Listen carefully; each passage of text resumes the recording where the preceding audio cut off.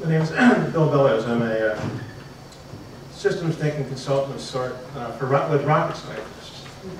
And I got exposed to Russ for the first time in 1999 at a Dunning conference in Seattle. In fact, both Russ and John Treat spoke. And it was a few years later I saw him speak at an Institute for Management Studies conference in Los Angeles, and brought about 30 of us from Boeing, and we met with him. And the night before, I had spent a few hours with Dr. Deming's daughter. We've become very good friends on the board of directors of Deming Institute. And she said, pass on a note to Russ. So I did.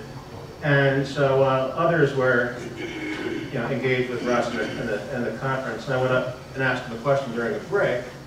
He said to everyone, spend the next few minutes coming up with a question you want to ask me. And so I went up and said, I want to ask you a question that's of interest to me, but maybe not to the others.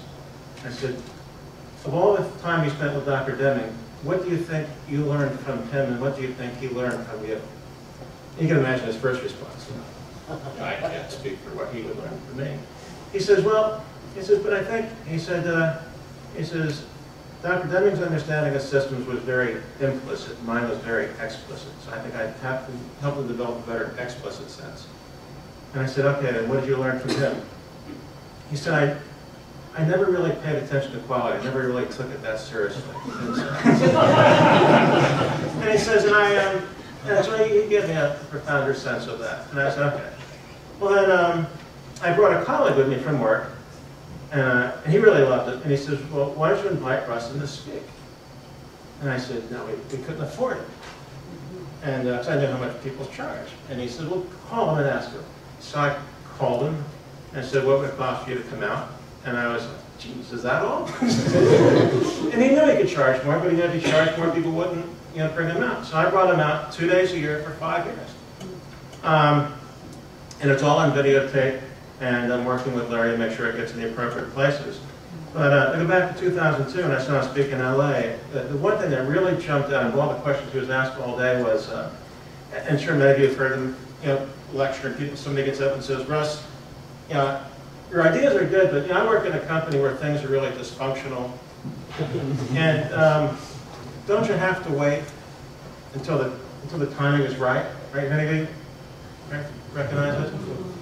And he says, you have to start where you are. And I said, thank you.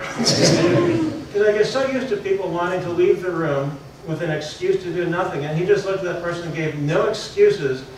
And that to me was everything. It was all about action. So I was profoundly influenced by that. So I invited him in 2003. He spoke and brought him to the airport afterwards and said, will you come back next year? He says, well, this is my age. And I said, well, seriously, we should come back next year. He says, well, my doctor gave me, said my life expectancy is pretty good. So I said, well, then I want you to come back next year. And he did. He came back for 5 years. Last time he was with us was in October 2007. And it was a really tough trip. His hips were really hurting. But and the next day, I bring him to LAX. I had him autograph a few books for our president, my boss, and a few others. And to me, the one he autographed to me was to Bill Bellows for taking me to California. We're taking me west as an old man. And to our daughter, who we had met when she was 14 and got to know him pretty well, his note was, to Allison, my secret love, Russ. And so I'll have some more things to share this evening, but thanks.